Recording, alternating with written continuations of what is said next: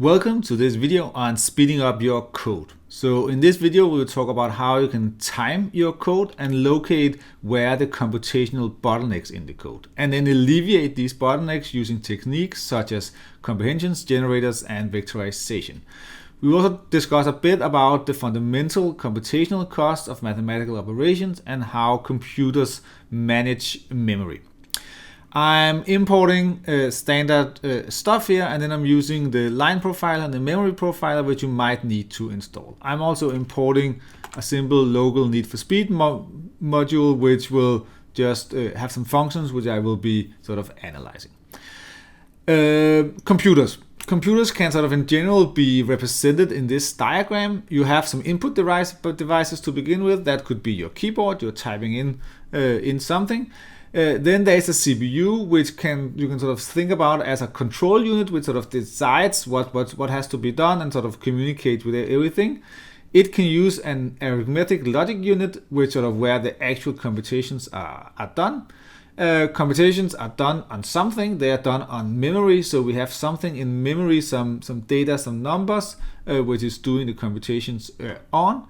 The control unit can sort of interact with this and make the arithmetic logic unit interact with the memory, but the control unit can also put our data somewhere else, external storage, that could be a hard drive in some way. And the control unit can also sort of output stuff, for example, to our screen. So when we sort of think in terms of performance, we want to minimize the number of logic and algebraic operations we are doing. There's sort of a list in the details here where you can see that adding and subtracting, that's the easy thing to do. Multiplication is a bit worse, division is worse again, and taking the power, the exponential of something is even worse than that again. So you should avoid these the most. We want to minimize that. Then we want to minimize the number of times we need to allocate new memory and how much memory we are allocating. It takes a bit of time when it's have to do this communication. And we want to minimize the number of read and write operations on the memory. And especially we don't want to store too many times. Optimizing your code is a very complicated task, and we use Python, so a lot of stuff is happening under the hood. Python is a so-called interpreted language, which implies that each line of Python code is converted to machine code at runtime. When that line is reached, Python sort of checks various things, that you're not doing something illegal, that the memory you're asking for is there, and all these kind of things. That makes it easy to work with Python.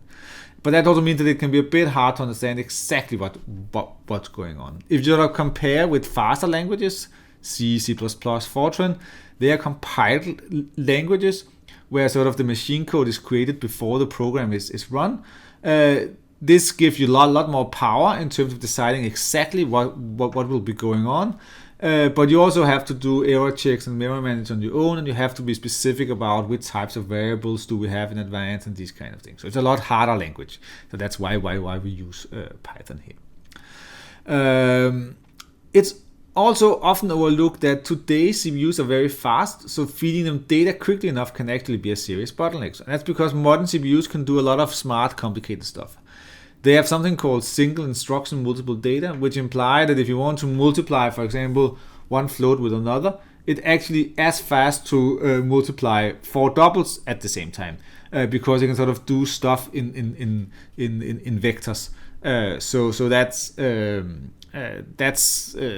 counterintuitive in some way, but that's how modern computers work. Modern computers can also do out-of-order execution. So if you ask it to read data, run some function on the data, read some other data, and run some function on that, it might try to do step 2 and 3 at the same time, because this relies on different parts of the CPU, so it can do it at once. CPUs also use caching, which implies that if you have a one-dimensional array, it could be a number array x, and you read the value x, I, and then afterwards you want to read the value xj. Then if j is close to I, then the value of xj might already be in the cache, and the second read operation will be very fast, almost instantaneous. So actually when you load data from an array, it loads also the neighboring data at the same time. So if the computer can do that, then it sort of saves a lot of read operations. And all these things are hard to figure out what's actually going on inside your code. So if you don't understand exactly why it's fast or slow, it could be due to either of these. Additionally, there's also parallelization. So modern computers, they don't have a single CPU, they have multiple CPUs or even other computing units such as graphical processing units, GPUs. That's used internally in NumPy and SciPy, but it can also be done manually. That's another video. And if you sort of look at the data, then we have something called Moore's law, which is that the number of transistors on microchips doubles every two years. And to begin with, this was simply one CPU having more transistors being faster. But recently, in recent years, it has been more transistors on a chip due to more CPUs on a chip. But actually, the Moore's law in this way still holds up. It's a bit harder if you begin to think about what is actually the cost of doing these extra computation. But that's another question. In terms of memory, you might not know it, but we have different kinds of memory. We have a cache. That can either be sort of the level 1 or level 2 cache. That's something that's very close to the CPU. It's very fast to read from the cache, but it's also very, very small. Then there's the RAM, the random access memory. That's sort of rather fast, but not as fast as the cache. And then there's the hard drive and other kinds of storage, which is the slowest thing that we can come at. So it's good to have something that's higher up the memory order here when we do stuff. Okay, let me end this section with sort of 3 important principles. So always use built-in features of Python, NumPy, and SciPy whenever possible. They have thought about all these complicated things and have found probably a good solution. You should generally think that if you can sort of order your operations in a logical way, then it's better than random operations, because then the computer can perhaps use some of these smart techniques. And then because things are so complicated, what you think is fast and slow might not be true. There's a sort of a quote from Donald Knuth, a famous computer scientist, which said that premature optimization is the root of all evil. So that is that if you spend a lot of human time on optimizing code, which is not that slow in computer time, then that's just inefficient. You have to think about the trade-off. What does it take you to make the code faster, and is that beneficial? Is it enough faster when you do it? To do that, it's good to do timings of your functions. So here I have a simple function, my fun, which have some value x and some value I here, and it does this computation, and then it adds the I at the end, like this. And then I can do a function which calls this function in a loop. And I do it like this, it's adding up each time.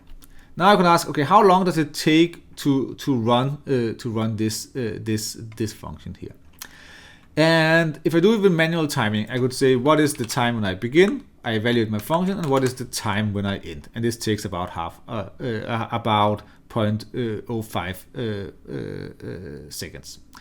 So that's sort of a manual, bit sloppy way to estimate timings. It's not that precise. You can also use a time magic instead that works on a single line, like this, and you sort of see that it's evaluating this to be 52 milliseconds. So that's milliseconds, it's thousandths of a second. You can also have micro and nanoseconds, which are smaller units. If I run this sort of a couple of times, you might see that sometimes it's not exactly agreeing on how long does it take to run this, and that's because the computer is doing other things at the same time. So it might sort of be sort of pausing, you could say, for some time, because the CPU is doing other stuff. So another magic is the time it magic, which sort of evaluates the function multiple times and sort of takes the average of the evaluations that it's done. It does 7 runs, and then it does the a couple of loops of the function to sort of, if you run it more times, then it becomes more precise about how long will it take, and it reports sort of the average and you would say a standard deviation of how long it takes to run this. You can also use these magics on the whole cell with sort of the double percentage sign here and down here. I can see that actually perhaps I should catch the result that comes out here, so we don't get this long result there. Okay, and you can also do it with time it, where you do the double percentage sign in the beginning of the cell. Okay, now I don't want to have that here. I want to have write your code. So now I want to think about how can we spin up computation using pre-computation.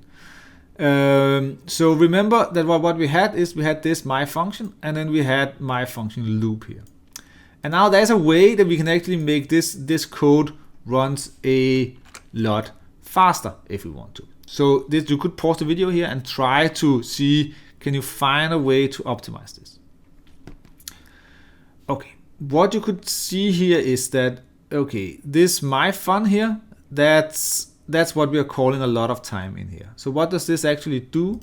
The x here is always 5, and then it takes the I and adds some top there. So actually these lines of code, we run those again and again for each n, but doing exactly the same computation because the x here is always 5. So what we could do is we could do a pre-computation of the function my fun when x is 5 and I is 0. And then when we do the loop, we only add the I to this sort of baseline function value.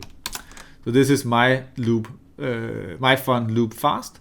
And if I time this, then I can basically not see that it takes any time. If I do a time it on it, then we will see that it takes some time, but it's much faster than the old one that took 50 milliseconds. Now I think we are probably below a millisecond. Let's see, it running this a lot of time in order to compute it. Yeah, so now we are less than almost a tenth of a millisecond. So this is very fast now. So remember that the mu here, that was microseconds. So that's a very fast thing. Okay, so that was actually there's lagging an S up here, right? So this would actually be like that, right?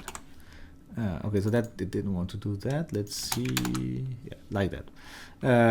Okay, so you should of course always assume when you do something where you do a faster version of the code that it actually has the same result. So let's just infer that that's actually true, and that is true here. Okay, so now we could sort of figure out where the hard part was just by doing this, and that's sometimes hard. So therefore, it's good to think about how do you profile your code. So before deciding whether to do a pre-computation, which make the code harder to read, for example, we should investigate whether it alleviates a bottleneck. You sort of insert multiple time in your part of the code to sort of find out where is the bottleneck, but you can also use the time profiler, and that has sort of the syntax that is saying you're calling this this magic, and then you're saying a -f for which function to profile, a -f for another function to profile, and then the function that we run. So we can try to run this here. And now in this version of VS Code I'm using, there's a small error, so it doesn't really do what it's supposed to, but it works if you run this cell in debug mode. So now I'm just running it in debug mode, and what you can see is that once this has run, then it produces for each function. So this is my fun loop, and this is my fun. It produces what happens at each line, how much of the time in this function is spent here. So you can see that for my fun loop, all the time is spent in my fun, because that's the one here. And then we can see that what happens in my fun is that most of the time is spent in this line here, or up in this loop here. So this is the lines. These are the lines that were repeated, right? So we want to avoid these. Almost no time is spent here. So if we now do the same thing for the fast version of it here, then we can see that at my fun loop fast now sometimes is spent in this adding, sometimes is spent up here, and the rest is spent in the pre-computation. So it's hard to see where you should do anything that's faster here, right? This is just adding numbers together. You cannot do that any faster. So you sort of reach the limit here. But that's why it's good to do these line profiling of the code. Okay, let's talk about various techniques where you can do things that's faster. So one thing we can think about is we can think about a function where you want to find some squares. So you start from an empty list and then you loop through numbers from up till n, or from 0 to n minus 1, and then you append the result of adding these things together. So we do it like that. We can also do this in a list comprehension, right? So this is just squares in a comprehension format where we multiply the i's together for each I in there. And this sort of looks very similar, right? They also give the same result. I can infer that. But if I do a time it, we will find that this list comprehension is better than the loop up here. And again, that's sort of a lesson that they're rather fast, but it's sort of a general lesson that this is almost twice. But that's 40% faster, something like that. And it's basically because this is optimized. This is more precise to Python what will happen, and therefore Python can do some optimizations under the hood. So that's why these things work good. It's also shorter code, so in that sense, there's many benefits of doing the comprehension here. Okay, just let's try to time this version here. And you can see that that's actually slower than all of them. It's more or less the same, right? It's just taking the I and it's squaring it. That's the same as multiplying stuff together. So why is this slower? Now I actually, for some reason, I don't know, I think that's it should just be like this, right? That's what I did in the other cases, so that's probably better. But that doesn't change the result. It's still slow. So what's much slower here? Let's be quite sure, right? So what could, so this, let's see. Okay, so what's the difference? This is a multiplication, right? While this is a power, and powers are just slower than multiplications. So it's better to write things as multiplications instead of writing them as powers, if you can. So that's sort of just a lesson that you can learn. Use the simplest operations that you can do.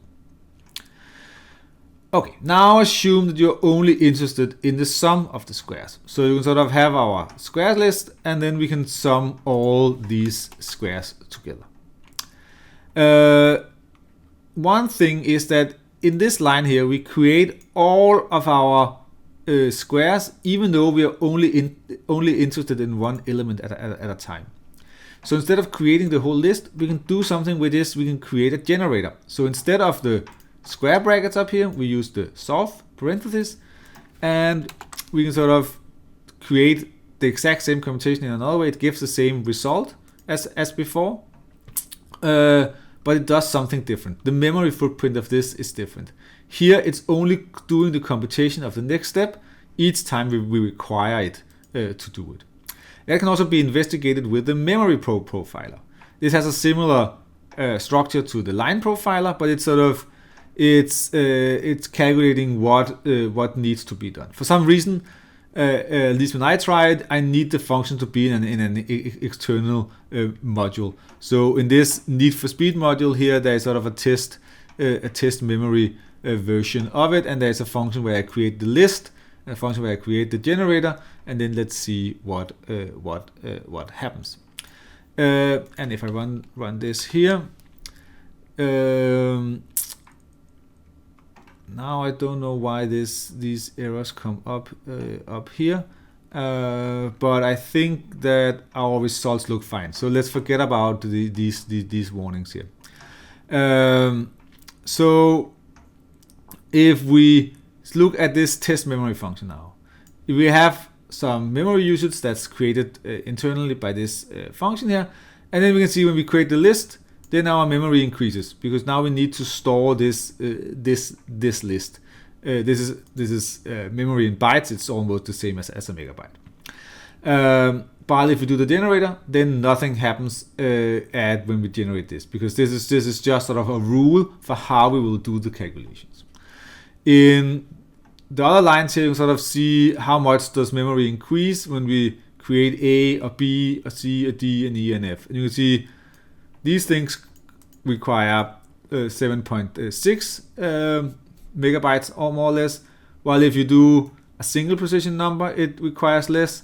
If you do a integer of 32 bits, it requires less. And if you only need a boolean, it requires even this. So you sort of control how much memory you're using by specifying the type of the array. So generators, if you have something that's very big, generators can be useful. You can either create great generators in this way up here, and you sort of do it with a yield statement in a function. So this is another way to do the same thing. You write the function, you say you have the loop here, and then it sort of yields this result at this point in time. And then when you do the square in squares generator, where squares generator is now this function, then it sort of for each time you do in the loop, it sort of updates, it goes to the next step, but it's never sort of saving all the results except for the sums here. Okay, so that was a bit on list comprehension and generators. Now to the most important thing: how do you optimize your NumPy code? So first of all, let's do a simple comparison between adding stuff together in Python and in NumPy. So here I'm creating a random uniform number with a lot of numbers in it. Then I do in Python, I just do a list where I sort of append them all together, and I add a 1 here. Then I do a NumPy where I allocate my array, and then I loop through all my x's, and I add 1 to it and store it in y. And then I do my NumPy vectorize that, where I just take the x and I add 1 to it and I return that. I check that they're all the same, and I time all of them. So this is just Python.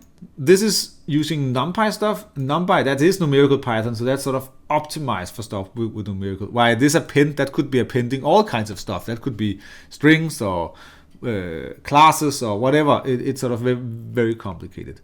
But actually, sort of doing the add here in NumPy is more or less the same as doing the add up here. That could depend a bit on your computer, but that's, if you use it in this way, then NumPy is not that much better. But if you use NumPy in this way, then suddenly we are 200 times faster. So using the vectorized version here is just much better. So that's always important to do.